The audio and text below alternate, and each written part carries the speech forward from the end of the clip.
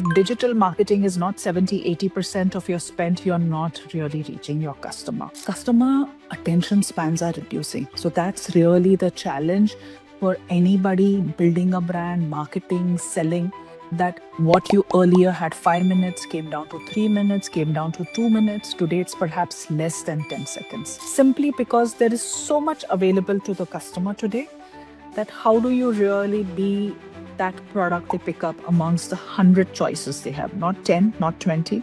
They literally have 100 choices. If you follow me on LinkedIn, you would know my favorite formula, which is KYC, which is not just know your customer, but it's also know your core, what is really making your brand. This is the Digital Shelf Insider podcast of Metriscart.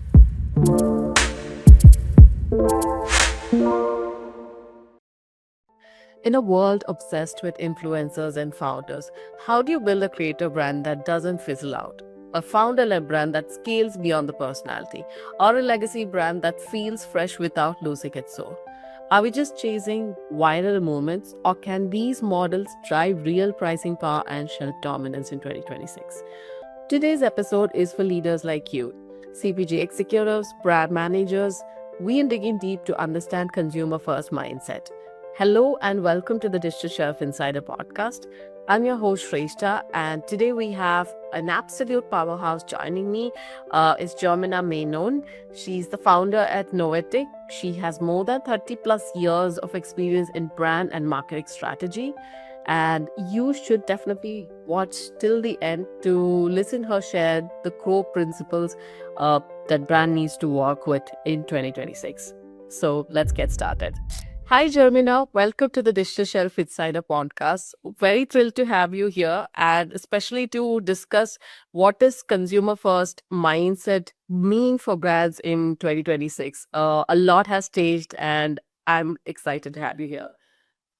So thank you, first of all, Shrestha, for having me. It's a wonderful podcast and an honor to be one of the guests over there.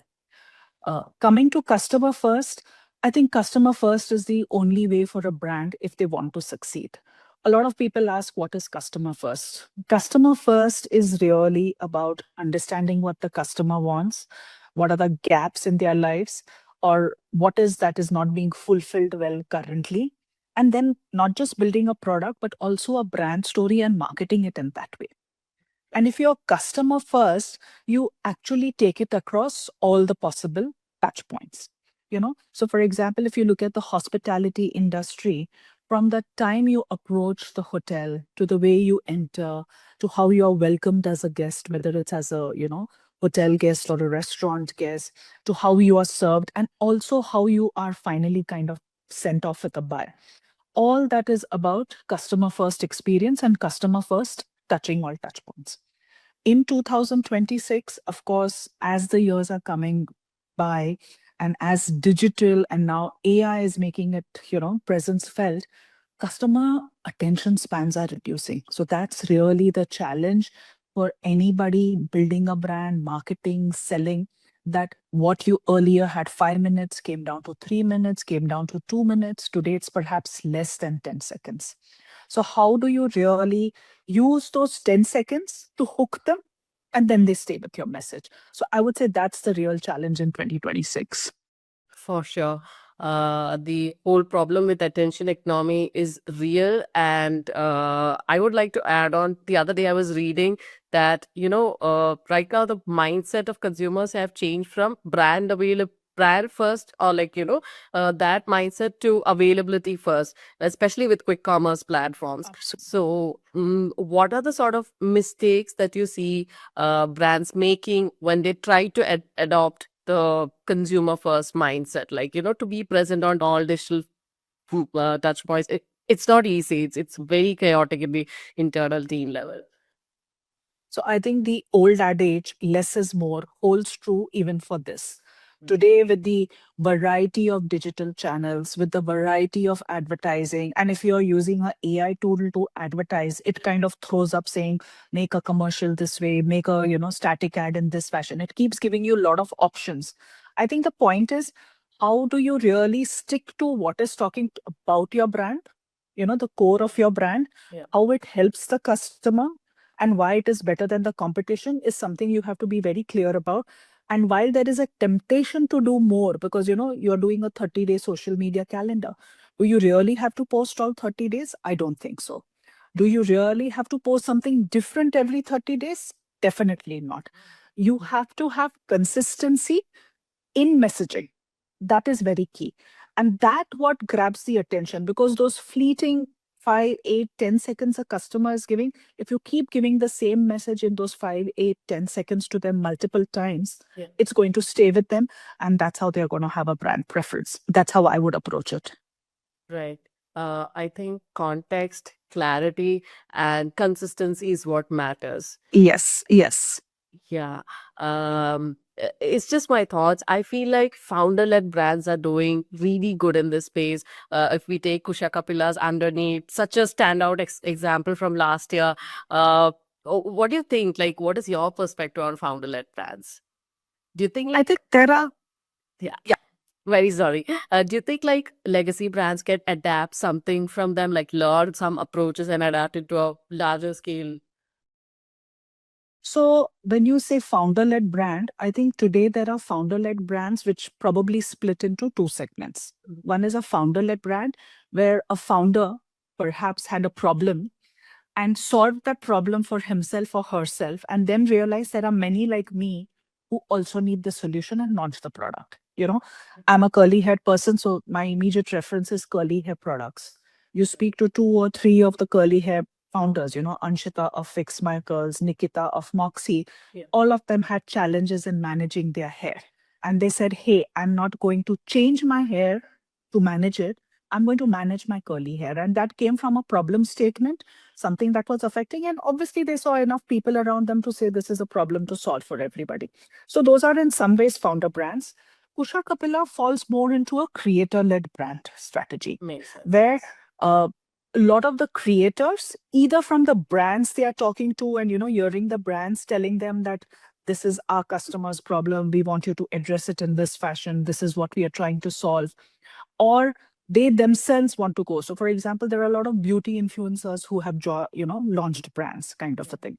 So creator brands also are in a similar fashion, but there's a slight distinction where it started more as a creator and then they saw a market and correctly they have capitalized on it. What works with both founder brands and creator brands is today a lot of the founders, it started because of needing to be economical in marketing, where they started talking about their own product, they became their own brand ambassador. Today it's become a way of being authentic to your customers. As a customer, when I hear Nikita tell me what her curly hair problems were, or Anshita tell me how she struggled with messy curls, I can relate to it. And that's what makes it more authentic than any other curly hair influencer coming. Okay, they can come in and endorse the product and kind of confirm to me that, yes, you are making the right choice. But I think the main thing they bring on the table is authenticity. And Right. today, also with social media, and when I say social media for brands, I'm not just talking of Instagram, I'm even talking of LinkedIn. You know, you can reach these founders. I've had chats in Anshita's earlier days with her saying, what do you think is the right product for me? And, she helped me very patiently to understand what were my kind of curls and how 3 or 4 products of hers did better than the others for me. Uh, I chat with a lot of other founders casually too. And Right. you see them always waiting to listen to customers. They are available, they are approachable. And from the conversations you have, you also know that they are answering the questions, not an account manager. Right. That truly So matters. that is, yeah. So that is the first part, that what are they really doing? And I think that is what they are doing. Coming to legacy brands, I think as the word itself says legacy, they are used to a particular way of working. To a lot of legacy brands may not be founder led brands anymore. Yeah. They are in corporates, they are in companies. So it's very difficult to give a founder voice to it. Though some of the older founders are trying to do that, but it's not a very conscious thing. What legacy brands need to learn is how to be agile. I think the way the online brands, the D2C brands, these brands which started, hustling and doing with their own capital, the frugality of it, the efficiency level they look at is just somewhere else. And I guess that is a difference when you have 5 lakhs to do a campaign versus 5 crores to do a campaign. Your mindset is very different. And that's what the legacy brands need to learn, in my view. Great points, Jamina. I mean, on point. Like, I'm sure there's a lot of listeners can learn from this. When you're scaling a brand, which early signals, like beyond revenue, kind of tell that consumers truly value what you're building? I think if in 3 to 6 months, Mhm. you have a decent repeat rate, even a 15-20% repeat rate, that's the first signal. Second, I always say that, people chase a lot of vanity metrics like impressions. I would choose comments and engagement because that shows how your new product, your new idea is really being liked and understood by the customers. And of course, just don't look at the engagement, read those comments, understand the feedback, reach out to people. That is again what a lot of founders do. You listen to any young founder in the last 2 years, either in their social media posts or on their podcast, they say things like, I talk to 10 customers every day. I talk to 100 customers a month. I can't remember the founder right now. I think it was Dipinder Goyal, who in his earlier days said he would calendarize an hour in his calendar every 3-4 days to call up customers and take feedback. Yeah. Yeah. So even listening to customers is as important, especially in the early days when you're building. You design something thinking it's perfect. Now the customer has not gone through your development journey. They use it like a customer and feel it's 8 out of 10. How do you fix the balance 2 out of 10? That is what is important. Oh, very true. I've had many guests come on the podcast and they share the exact point that, talking directly to your customer and understanding their pain points is really, really crucial for, early stage brands. Another question I had in this line is there are DTC brands that's expanding offline and we see legacy brands moving online. So who has a strategic advantage in 2026 and why? I know these are very two different scenarios. So while I started as a legacy retailer, I'm now a big fan of online retail. And I think the online retailers have cracked it a lot better. And there are two reasons for it and I'm not talking of just the last 2-3 years. I'm even talking pre COVID when digitization wasn't what it was, when the need to be on e commerce wasn't what it was. I think customers became digital in the last decade. Brands became digital, legacy brands became digital in the pandemic because they need it. Yeah. Online brands started as digital brands. So today, whatever your business, you actually reach your customer digitally. If digital marketing is not 70-80% of your spend, you're not really reaching your customer. I do that also for, the brick and mortar brands I work on. 80% of our spend is on digital because the customer is there. And I think that digital journey is understood very well by the online brands because they are spending close to 95-100% of their spends on digital. So they really understand the digital footprint, the digital journey, what customers are tuning into, what is the content they are liking, which are the influencers. Legacy brands, when they are trying to go online, I think what they try to see it as more as an e-store rather than a separate channel. So brands which actually have dedicated e-commerce teams, and different retail teams, they tend to do better. And I think a lot of brands are realizing, and you see a lot of big brands like, the Urban of the world, the ABFRLs of the world, actually having separate offline teams and online teams, whether it is in sales and distribution, whether it is in marketing, whether it is in how you approach it, because both need a very different approach. And they are also learning how to complement the two. So, how does the store complement the online and vice versa for the online brands? That how do my online customers, if they want to touch and feel, if they want to understand my product better, capitalize on offline? Very true. Talking about loyalty today, is it still earned or is it just kind of sustained relevance? Like, how should brands rethink loyalty as of now? I think loyalty will never go out of fashion. It will always remain in fashion, and loyalty has always been earned. You have to earn it. While in the good old days, you had loyalty programs to really measure it. Yeah. I think it focused more on points and it was still very transactional. Yeah. Loyalty is your customer buying without your reminder. You know, am I always buying the same fashion brand? Am I going to because, the language is similar to mine? Am I buying the same personal care products? There's so much choice every day. Temptation to keep trying something new, keep doing something new, even when it comes to formulations. At one side, X acid was like the thing to put on your face or your body. Today it's another acid which is important. So how do customers really do that? So loyalty becomes very important. That are they reaching out for you continuously? And if they are reaching it without, a reminder, which means it's an organic sale, as you would call it in your sales funnel, then great. Second is how much do they actually refer people? So there are a lot of referral programs brands run, and I think that's a very good thing. That am I saying, hey Shrestha, this is a great brand, you should try it. So I think referrals are also a very good way of talking loyalty because it's like word of mouth. Yeah. I recommend something to my friend, hey, I went there, it's great.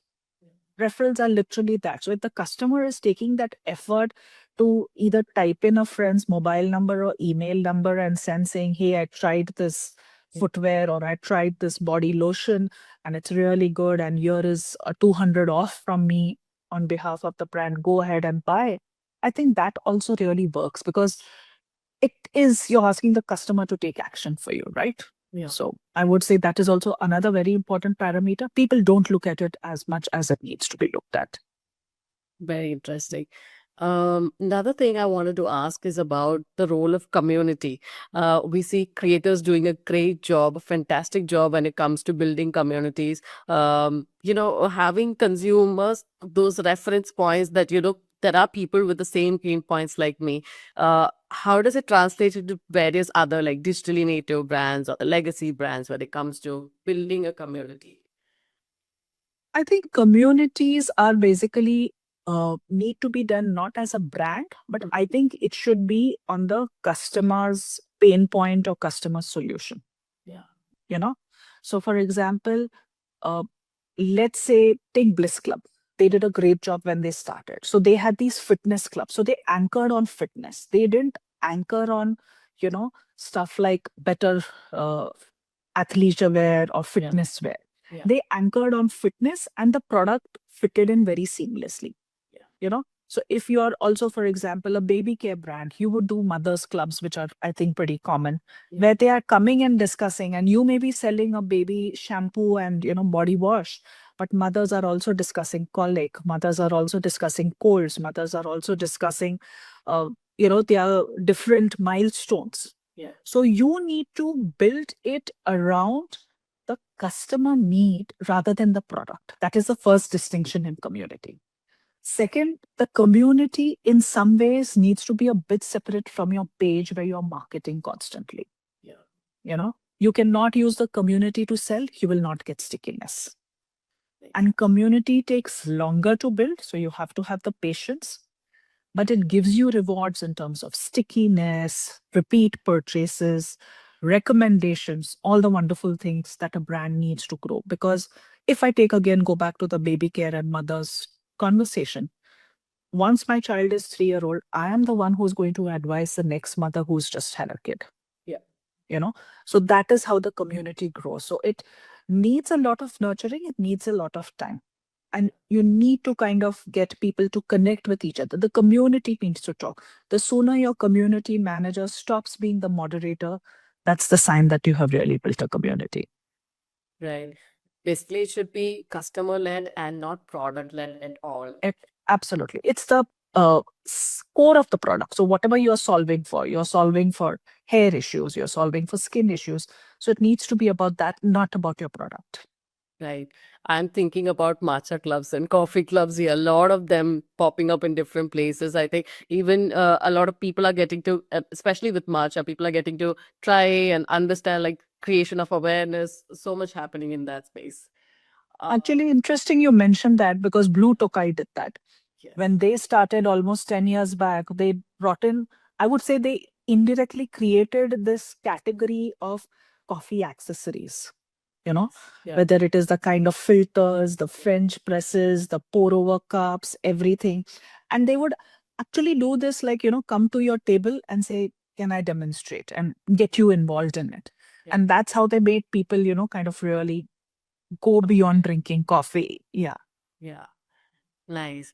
I want to talk a little bit about the mall culture. So, mall are like experience hubs, and are they just consumption spaces now? Like, I had a guest last week who was, an expert from Dubai, and she was saying that malls just is it a matter of utility when it comes to Dubai? It's more of like that experience and that social networking space there. So, how has it evolved in India over the years? I remember probably more than 10 decades ago there was like this whole fascination, like, okay, let's go to malls, let's experience this. What is it right now with a lot of digital advent that's happened?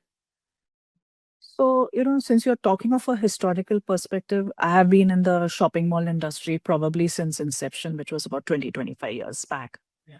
Back then, malls were, and even in America, which was the, founding nation for shopping malls, it started as what we call the third place. You know, people are at home, which is your first place. People either go to work or study, depending on your age, which is your second place. Again, this is something you need to go, you need to learn, you need to earn money. Third place was typically designed as a place where you go out of choice and not out of compulsion. Right. And which is where shopping centers became third places. In fact, when Starbucks started, they also called themselves the third place, to come to. Yeah. So shopping malls started as that, and they added in utility, whether it was shopping, whether it was dining, whether it was a multiplex, whether it was a bowling alley. So that's how it started. And yes, even when the Indian industry started 20 years back, we kind of followed that format. Malls were also, the ones built by grade A real estate developers. They had good architecture, they had good features, which kind of got people, and people were like, okay, I feel as if I'm in Dubai. In fact, a lot of the early malls had artificial palm trees in it to give the Dubai experience. They, of course, renovated with time as the customer evolved. What we have seen is that if up to pre pandemic, 70 to 75% of your retail mix in terms of brands were on retail, fashion, accessories, Yeah. things you need to shop. Yeah. That was what it was. Barely 20-25% was your restaurants, coffee shops, bowling alleys, entertainment, multiplex, etc. Right. And as online started coming in, Yeah. and initially the offline retail was hit, even impacted footfalls, we saw that developers themselves started reducing the share of shopping related stores. What it meant was from 75%, I think today it's down to about 50-55%, depending on the size of the mall. Interesting. Yeah. And you have about 50% of F&B, you have entertainment. People are also creating venues for concerts, art shows, uh, things like the Van Gogh Experience show. So there are a lot of these programming coming in for doing it. What we have seen in terms of numbers, earlier, higher the footfall, higher the sale. Yeah. During the pandemic, the footfalls fell. People started going online. Post pandemic, also, people got comfortable doing online. Right. So for their shopping needs, they continue. What we saw was very interesting.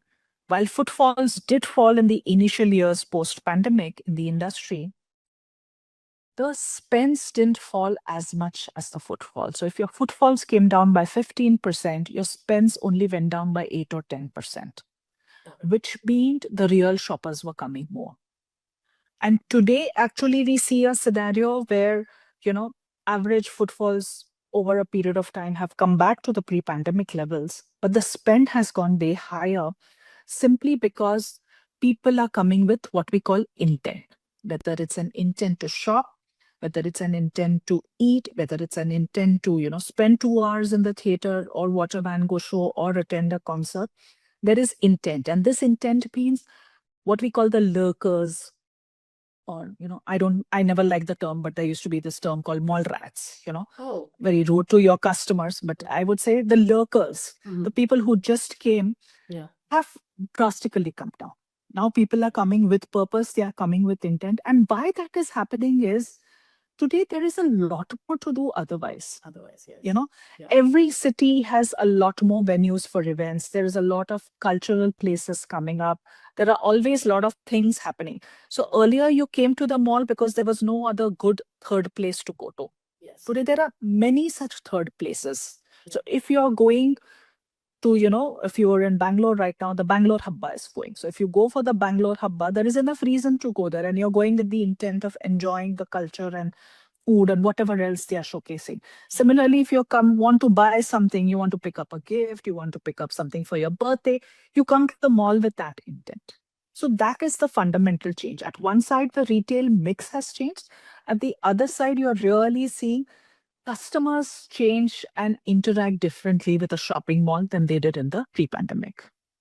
Very true. I'm just thinking of personal scenarios from my life itself. Like earlier on, maybe in college days, I would just go lurk around. That would be my motto. But right now, I mean, it's all about the intent. Like maybe I saw something on H&M online, like a fit, and I don't know if it fits me right, but I need to go to the mall and check if the fit is exactly right so I can pick it. So that makes so much of sense. That intent part. Yeah, it's very planned comparatively. Even for the youngsters, even the college goers, they have a lot of places to go to, unlike our days. Yeah. So this year, what does it matter more for brand building? Is it like consistency or the distinctiveness or cultural relevance? I feel it's a tie of all together. Yes, it is a tie of all three. The point is, at which stage do you really give more importance? I think it's like a shifting ratio. Yeah. One thing that has definitely come up as a must do is cultural relevance, and that's become globally, whether it is following trends, whether it is actually people owning their cultures. So for example, in America, you see this huge resurgence of Black owned businesses, colored people owned businesses, women owned businesses. So that's about cultural relevance. Festivals have always played a role in India. They now play a much larger role. Every festival becomes an area for opportunity for brands to connect, not just sell, but brands to connect too. So definitely cultural relevance is getting increasingly important than what it was, I would say. Consistency, of course, because how else is your brand going to grow if you are really not, kind of consistent? And we spoke about the short attention span, right? Yeah. That needs consistency to address and kind of fight over it. And finally, distinctiveness. Again, a distinctiveness has its role simply because there is so much available to the customer today that how do you really be that product they pick up amongst the 100 choices they have, not 10, not 20. They literally have 100 choices. You go onto Amazon, put in any category kind of a search, and you'll be surprised the number of brands coming up. So in that scenario, how do you end up being distinctive? So I would rank it more like cultural, relevance, consistency, followed by distinctiveness. And at the stage of your brand, you may need to play around with, again, what gets more importance than the other. But I don't think it's either or. It's all of them, but in a different ratio at various points of time. Oh, sure. I have one last question for you, and that is if you had to give one guiding principle to, founders and leaders of consumer first brands in India today, what would it be? So if you follow me on LinkedIn, you would know my favorite formula, which is KYC, which is not just know your customer, but it's also know your core, what is really making your brand. Yeah. It's not funny how many founders have not really written that down, or how many brand owners have not really, chiseled it in stone. So I would say know your core, what is your product? Why is it better? And know your competition. The last part always irks me that founders live in a silo, thinking I have created something, it's the best. Of course, it's the best, but that doesn't mean there aren't other best or equally best out there. And if you're not aware of that, you're not looking at them, you're not even looking how they marketed or placed their products or created their distinctiveness, created their consistency, you're missing out a lot. So I think it's KYC, know your customer, know your core, and know your competition.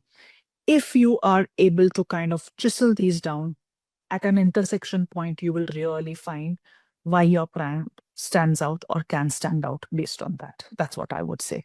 It's an old formula, always works. More so now when the markets are cluttered, brands are too many, budgets are getting lesser. Love it, Jamina. Thank you so much for joining me on this show. It was wonderful having this chat with you. And I'm sure our listeners feel the same and they would have learning points from this episode. I would be leaving your LinkedIn handle below on the show notes. Thank you for Obviously. joining me. Thank you so much, Trishna. I think I also enjoyed it. And like I said, your questions got me thinking.